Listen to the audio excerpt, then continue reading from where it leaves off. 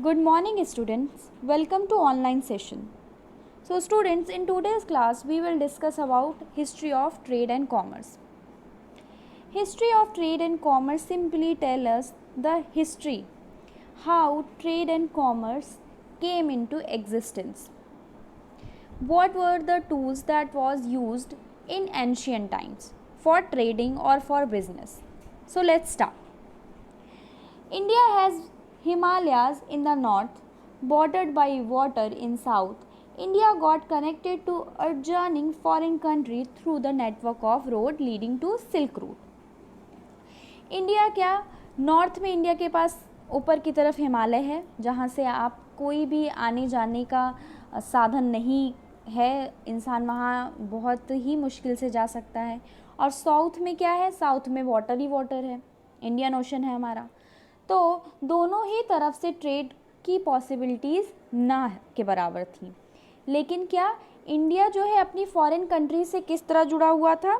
Through silk route.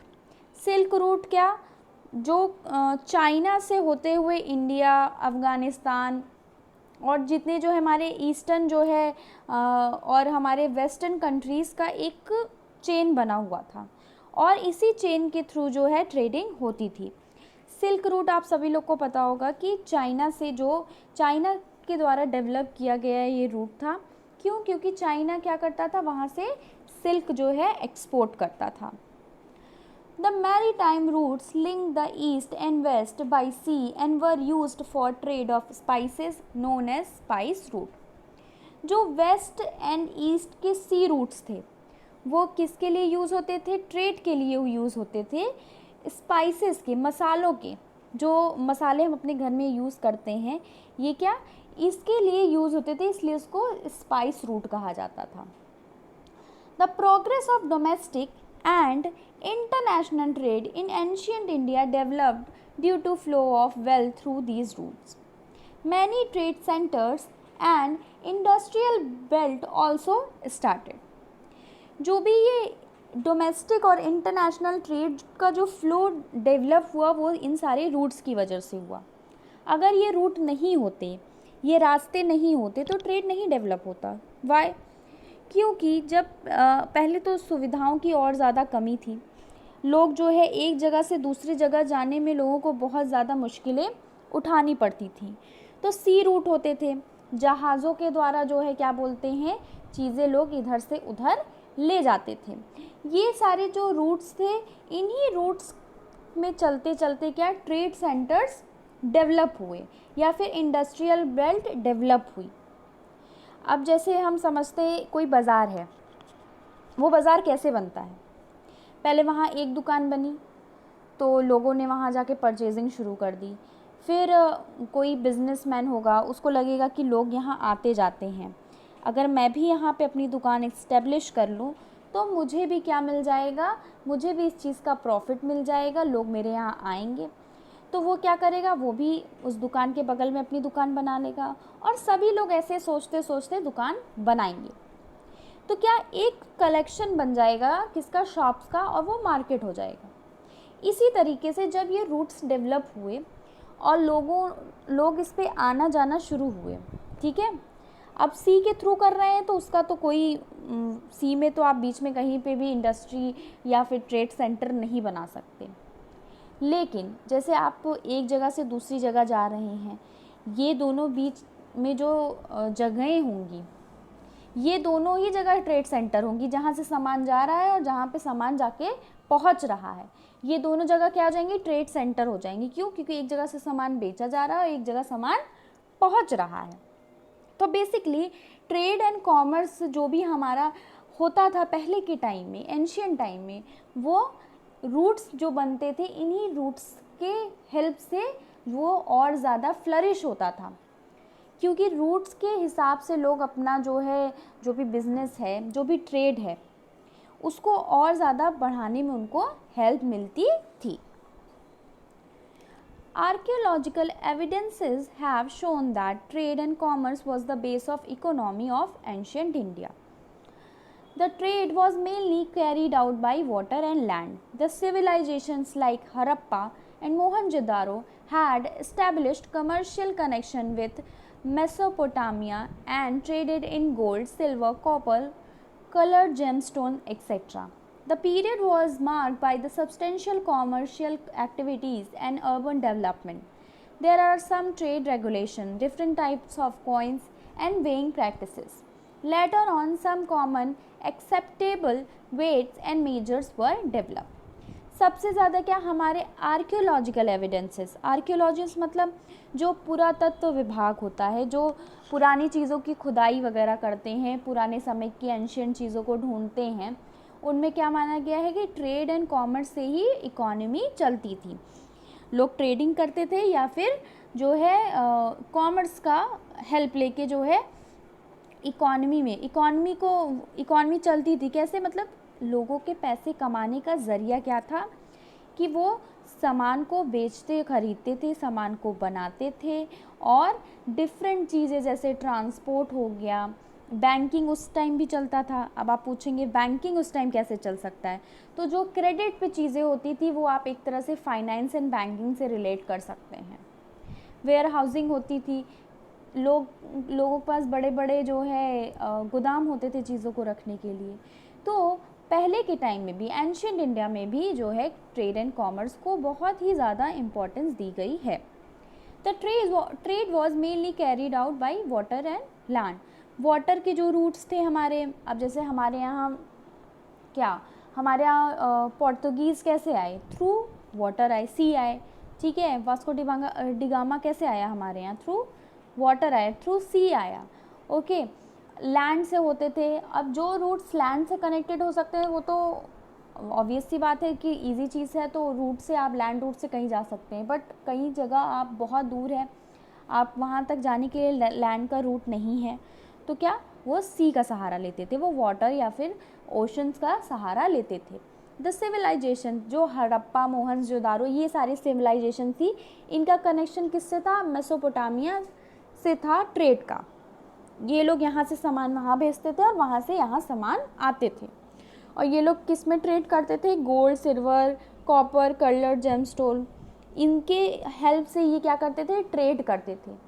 पैसों का जो लेन देन हम कहेंगे वो किस में होता था, गोल्ड में होता था, सिल्वर, कॉपर, कलर्ड जेमस्टोन मतलब जो भी जेम्स होते हैं, मतलब जेम स्टोन आई, मतलब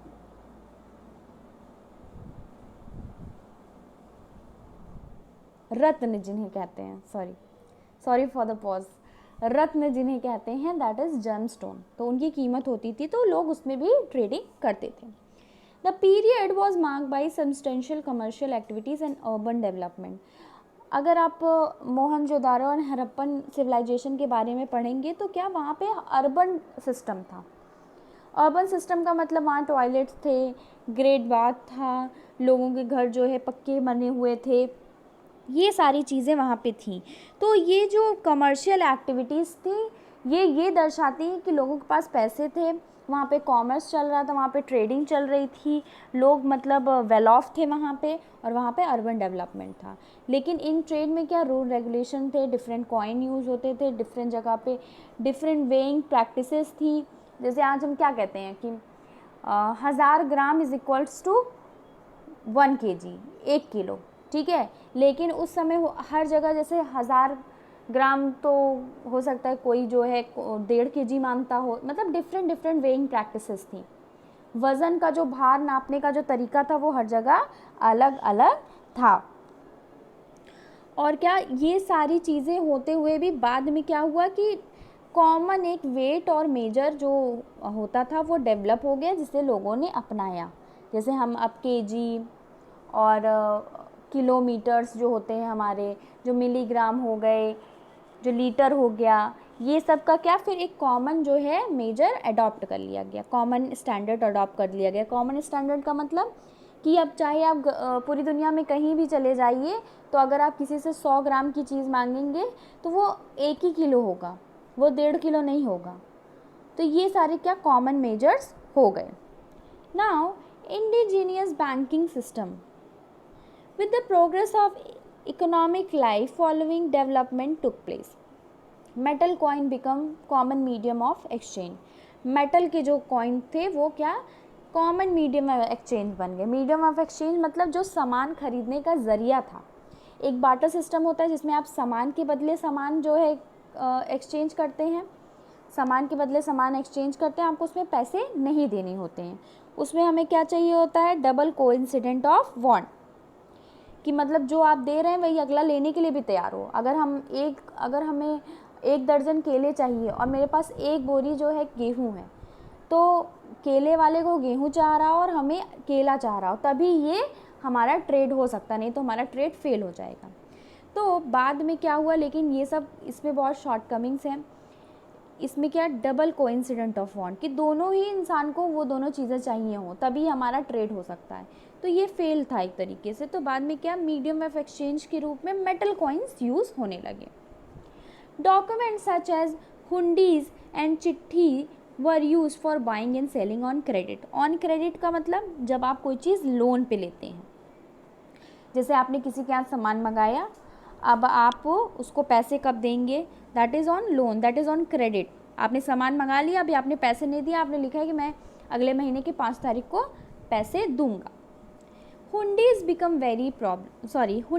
वेरी पॉपुलर। हुंडी इन्वॉल्व अ कॉन्ट्रैक्ट विच, हुंडी एक तरह का पेपर था, डॉक्यूमेंट है दोनों। चिट्ठी तो आप समझ रहे होंगे चिट्ठी, लेकिन हुंडीज़ जो हैं वो भी दोनों ही एक तरह के कागज़ हैं जो बाइंग एंड सेलिंग में हेल्प करते थे ऑन क्रेडिट। हुंडी बहुत पॉपुलर हो गई और हुंडी कॉन्ट्रैक्ट होता था। क्या पहला उसका जो है कंडीशन है, warranty the payment of money, it indicate N unconditional promise.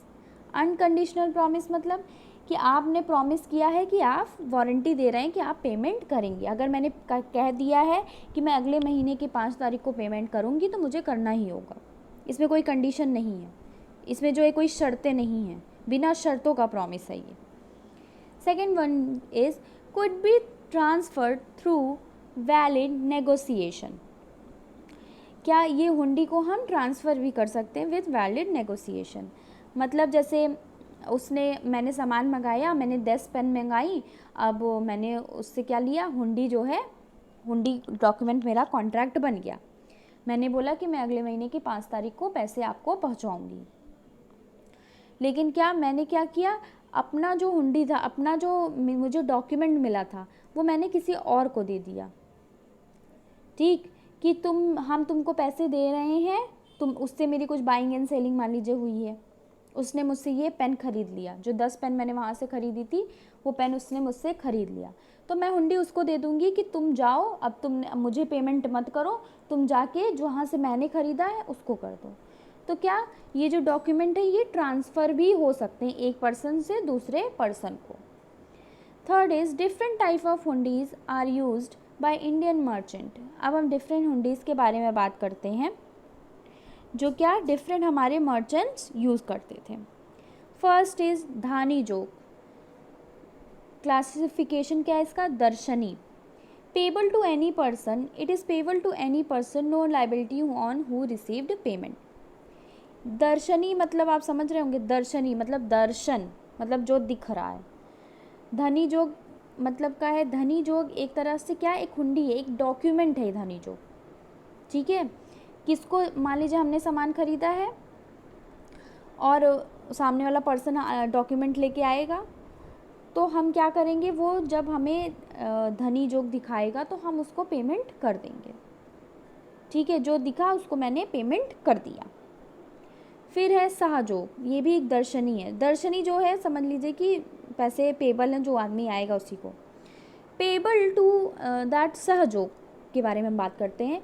It is also दर्शनी, payable to a specific person only. किसको, एक स्पेसिफिक पर्सन को ही ये जो है पेमेंट कर सकते हैं। Liability over who received payment, और जो पर्सन रिसीव करेगा पेमेंट उसके ऊपर लाइबिलिटी रहेगी कि हाँ तुम जो है क्या बोलते हैं, तुमसे लेन देन मेरा ट्रेड हुआ है। ये सारे जो हमारे 7 जो है क्या बोलते हैं डॉक्यूमेंट्स हुंडीज़ शो कर रहा है। ये हुंडीज़ एक तरह के डॉक्यूमेंट, इनसे आपको ज़्यादा कंफ्यूज होने की ज़रूरत नहीं है। इसको पढ़िए, समझिए, और इससे ज़्यादा एक बस समझिए कि एक डॉक्यूमेंट के नाम है ये, और इनका मतलब और कोई पर्पस नहीं है। फिरमन जोग ये भी एक दर्शनी है। Hundi made payable to order, order पे ये पेमेंट होगी, ट्रेडिंग हो गई है, उसके बाद आपने फिरमन जोग जो है एक कॉन्ट्रैक्ट बना लिया है, और क्या पेबल होगा कब, जब ऑर्डर होगा, जब उस पर लिखा होगा कि इस तारीख को पेमेंट है। देखनहर ये भी दर्शनी है, पेबल टू प्रेजेंटर और बियरर। तो देखनहर अगर आप लेके आ जाएंगे और मैंने सामान ख़रीदा है तो हम देखनहर देख के आपको पैसे दे देंगे। फिर है 5 धनी जोग, फिर से है, ये क्या है, मुद्दती, payable over a fix period to any person, एक फिक्स पीरियड के बाद ये किसी भी पर्सन को जो कागज़ लेके आएगा वो रिसीव कर सकता है। No liability on person who receive it, जिसने रिसीव किया उसके ऊपर कोई लाइबिलिटी नहीं है। फिर नेक्स्ट इज फिरमन जोग, फिर से फिरमन जोग है ये, this one is of classification of मुद्दती। हुंडी payable on order following a fixed term, इसमें क्या फिक्स्ड टर्म्स होंगे तब ये पेबल होगा। जोखमी मुद्दती, drawn against dispatched goods, if goods lost in transit the holder bear the cost and drawee carries no liability। क्या है जोखमी जो है हमारा, इसमें क्या है कि अगर गुड्स हमारे डिस्पैच हुए, ओके, अगर बीच में ये खो गए तो ये जोखमी जिसके पास होगा वो क्या, वो कॉस्ट बियर करेगा। और ड्रॉई कैरीज नो लायबिलिटी, तो जैसे मैंने सामान मंगाया है, ठीक है, अब जो है सामान मंगा के ये जोखमी वाला डॉक्यूमेंट कॉन्ट्रैक्ट हमने बना लिया है, तो अगर सामान बीच रास्ते में खो गया तो मुझे जो मैंने जिस पर्सन ने सामान मंगाया है वो कॉस्ट बियर करेगा। ड्रॉई जिसने वो बनाया है, जोखमी जिसने मुझे दिया है, वो बियर नहीं करेगा कॉस्ट, ठीक है। इसको लेके ज़्यादा परेशान होने की ज़रूरत नहीं, ये सिंपल टर्म्स दिए हुए हैं जो पहले के टाइम में यूज़ होते थे, इसको आप कंसिडरेशन में रख सकते हैं, इससे परेशान होने की ज़रूरत नहीं, क्योंकि बहुत कन्फ्यूजन इसमें क्रिएट हो सकती है, लेकिन एक नॉर्मल टर्म की तरह पढ़िए इसको। Now the next is development of indigenous banking system. This played a special role. People began to deposit precious metals with lending institution acting as banker और सेठ। लोग क्या करने लगे, इंडिजीनियस बैंकिंग सिस्टम डेवलप हो गया। लोग अपने उनके पास जो पैसे थे उनके पास जो प्रीशियस मेटल्स थे या जेम स्टोन से रत्न थे, वो क्या लेंडिंग इंस्टीट्यूट्स को देने लगे। जैसे आज हम बैंक के पास जमा कर देते हैं, पहले में क्या सेठ वगैरह रहते थे, लोग उनके पास रख देते थे और उनसे क्या, उनसे इंटरेस्ट लेते थे। These bankers and said become an instrument for supplying money for producing more goods। ये लोग क्या दूसरे को भी पैसे देते थे ताकि गुड्स को सप्लाई किया जा सके, नॉट गुड्स, ये दूसरे को पैसे देते थे ताकि सप्लाई ऑफ मनी हमारे मार्केट में बढ़ती रहे। जैसे बैंक आज के टाइम में देता, उस समय आप पहले के समय में क्या आपने मूवीज़ वगैरह देखा होगा कि लोग जो है सेठ रहते थे और लाला कहते थे उनको, उनसे जाते थे पैसे वैसे लेते थे, मतलब लोन पे पैसे लेते थे, उधार पे पैसे लेते थे। तो ये लोग क्या काम करते थे, supply of money. Now the third one is indigenous banks played a special role in lending money and financing domestic trade। ये क्या डोमेस्टिक ट्रेड को फाइनेंस करते थे और पैसे दूसरों को देते थे ताकि क्या ट्रेड आगे बढ़ सके। Now the next is agriculture and domestication of animals also help to generate surplus and saving for investment। Agriculture and जो पशुपालन होता था, ये दोनों क्या सेविंग और सरप्लस जनरेट करते थे, ये भी काम पहले के टाइम में होता था। Due to favourable climatic condition, people of India were able to raise 2 or 3 crops in a year। अच्छी क्लाइमेट कंडीशन और डिफरेंट क्लाइमेट कंडीशन होने की वजह से एक साल में लोग 2 या 3 तरह की क्रॉप्स उगा लेते थे। In addition to agriculture, by resorting to weaving, dyeing fabric, making clay pots, sculpting, cottage industry, masonry, manufacturing, transport, carts, boats, etc., they were able to generate surplus for investment. लोग different तरह, agriculture के अलावा भी लोग different तरह के काम करते थे, जैसे क्या वीविंग कर रहे हैं, डाइंग फैब्रिक है, मेकिंग क्ले पॉट्स, स्कल्पचर्स बना रहे हैं, कॉटेज इंडस्ट्री है, मैसोनरी मैन्युफैक्चरिंग है, ट्रांसपोर्ट है, ये सब काम करके भी लोग पैसे कमाते थे. डेवलपमेंट ऑफ कारखानाज और वर्कशॉप्स.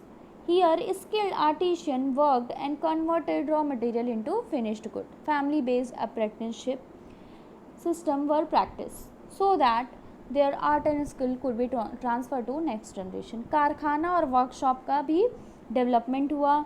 लोग क्या करते थे, यहाँ रॉ मटेरियल को फिनिश्ड गुड में कन्वर्ट करते थे.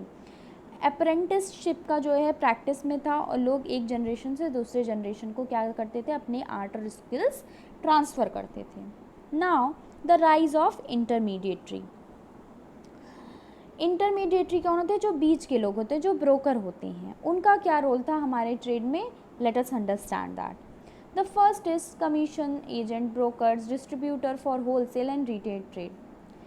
They help in expanding trade and brought in huge amount of silver bullion into Asia, and large share was in India. क्या लोग जो भी एक कमीशन एजेंट्स थे, ब्रोकर थे, ये क्या करते थे, ट्रेड को बढ़ाने में हेल्प करते थे और हमारी कंट्री में ज़्यादा से ज़्यादा सिल्वर लेके आते थे. The institutions of Jagat Seth also played an important role during Mughal period and days of East India Company. Banker began to act as executors and trustees. They charge high rate of interest on foreign trade. Institution of जगत सेठ, ये क्या, ये इनका role बहुत ज़्यादा important था मुग़ल के टाइम में भी और ईस्ट इंडिया के टाइम में भी.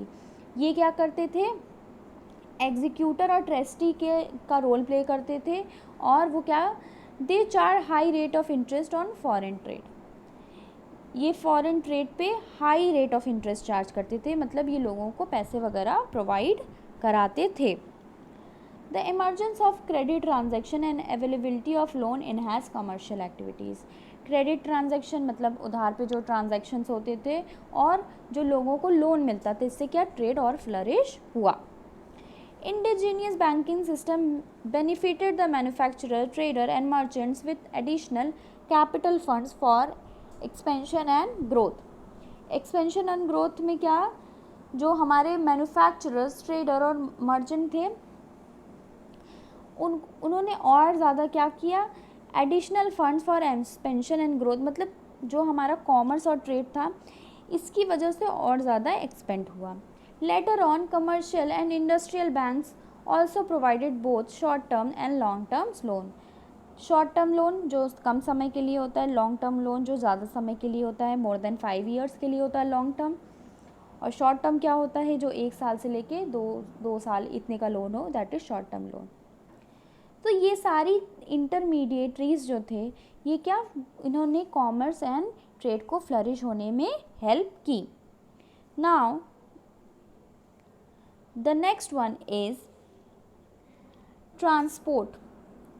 ट्रांसपोर्ट भी बहुत इम्पॉर्टेंट है. लैंड, जो हमारा लैंड ट्रांसपोर्ट है, उसने भी बहुत हेल्प की जगह जगह से, एक जगह से दूसरी जगह जाने में. ठीक है, लैंड से क्या, हम एक प्रोसेस ऑफ ग्रोथ को, लैंड को देखते हैं या रोड्स को देखते हैं. The northern roadway route has stretch from Bengal to Takshashila. There were also some trade routes in south spreading east and west. Trade routes were wide and suitable for speed and safety.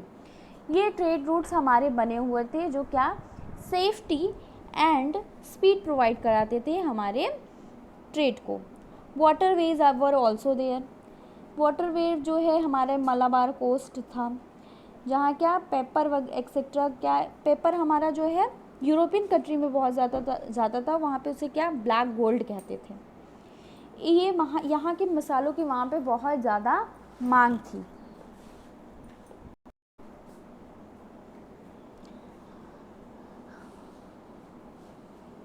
In the search of an alternative route to India for spices that led to discovery of America by Columbus, और इन्हीं सारी discovery को देखते हुए बाद में हमारे Calicut coast पे वास्को डी गामा आए, जिन्होंने क्या वहीं से हमारे इंडिया की खोज की यूरोपियन कंट्रीज़ ने, और वहाँ हमारे यहाँ से जो भी स्पाइसेस थे, पर्ल्स हैं, गोल्ड, डायमंड, कॉटन, ये सब इंडिया से एक्सपोर्ट होने लगा और इन्हें पता चला कि इंडिया एक बहुत ही बड़ा सेंटर है ट्रेड एंड कॉमर्स का, और हम और बेहतर तरीके से दुनिया से जुड़ गए। Now we will discuss about trading communities.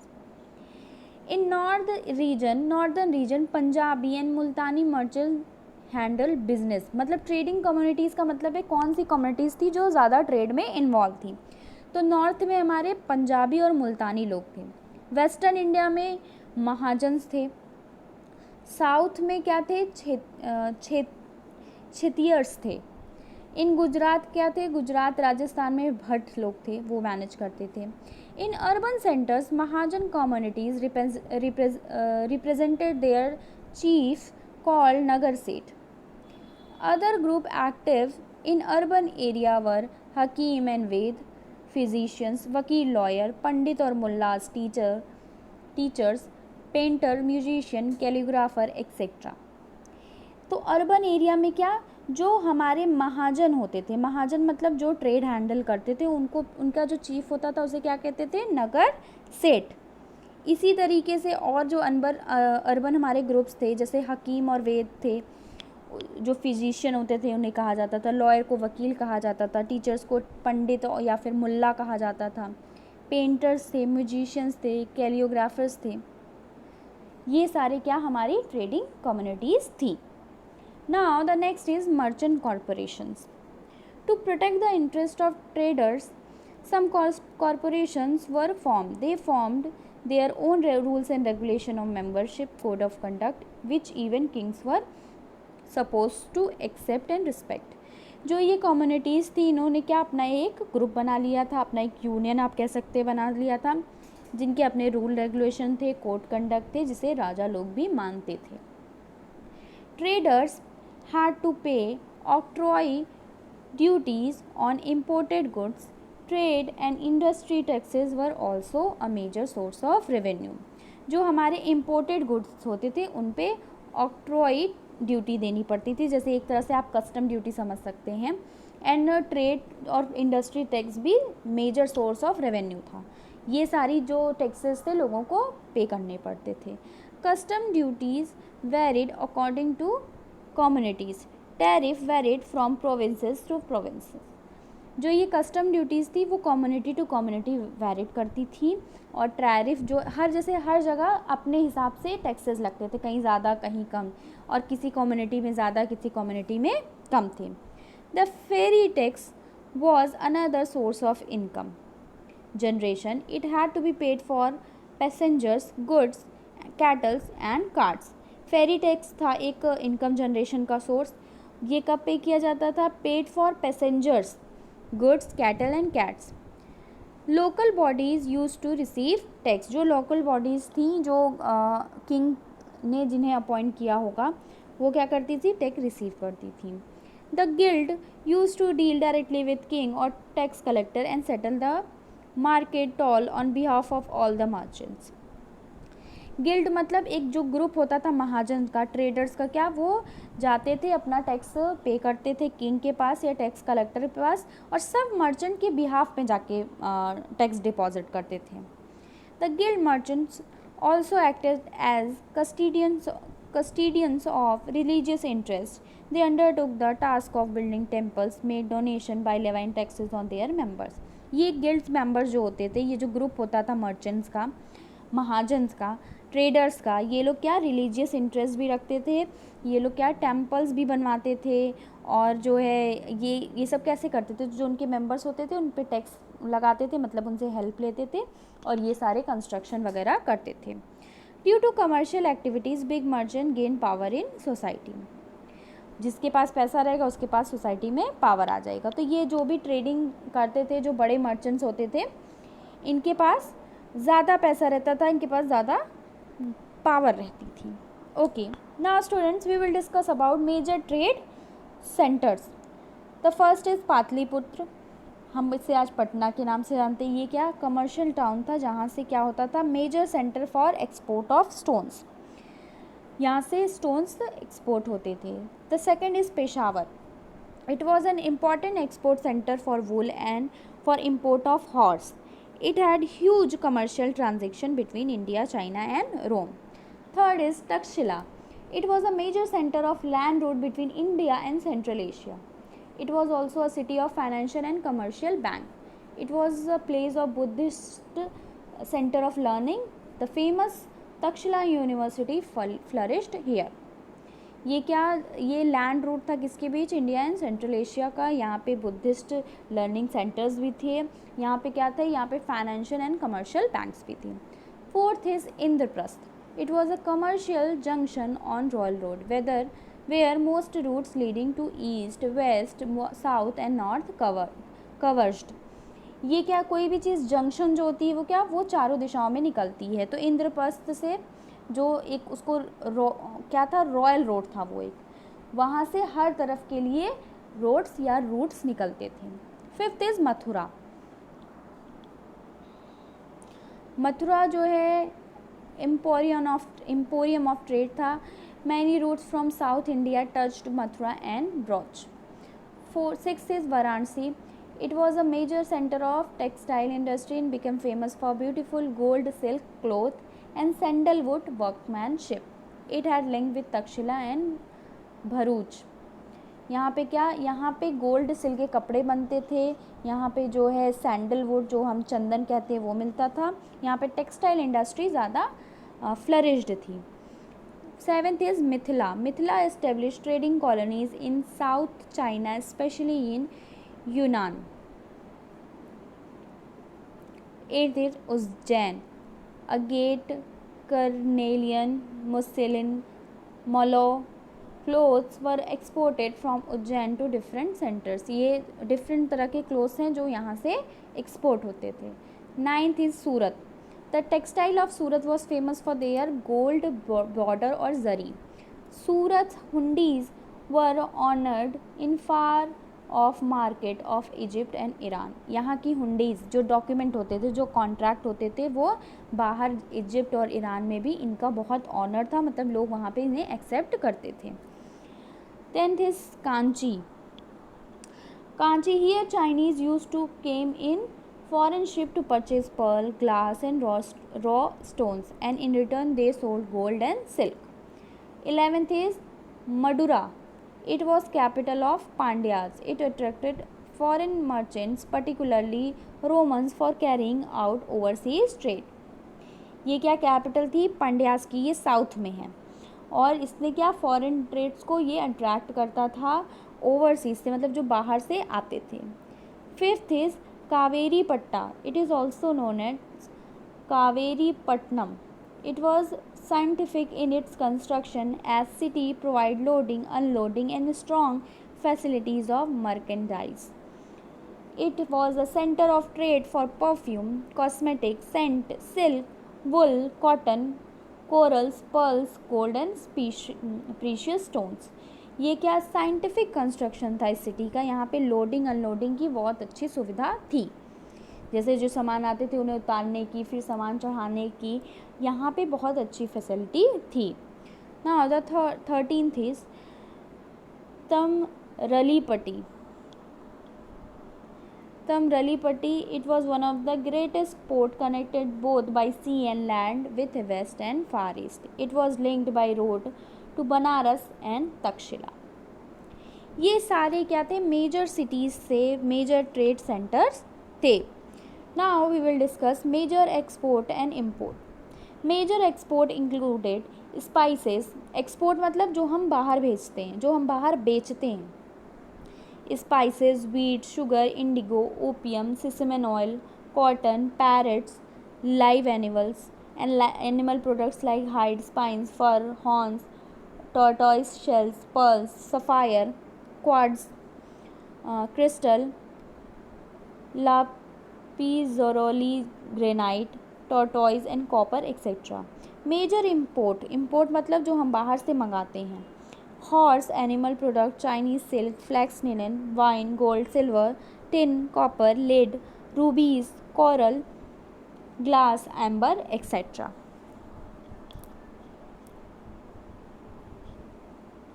Now, position of Indian subcontinent in world economy 1 AD up to 1991. Between 1st and 7th century, India was the biggest economy of ancient and medieval world, controlling about 1/3 and 1/4 of the world's health. The country was referred as Swarnabhumi and Swarnadeep in writing of many travelers. क्या India क्या major centre होता था किसका, world का. यहाँ पे क्या होता था, सबसे ज़्यादा वेल्थ थी पूरी दुनिया की 1/3 या 1/4 जो है हमारी वेल्थ हमारी इंडिया में थी. इसे स्वर्ण भूमि या स्वर्णद्वीप भी बहुत सारे ट्रैवलर्स ने कहा है. The pre-colonial period in India history was the age of prosperity of Indian economy and made the European embark great voyage of discovery. They soon realized the reward of trade in exchange of gold and silver.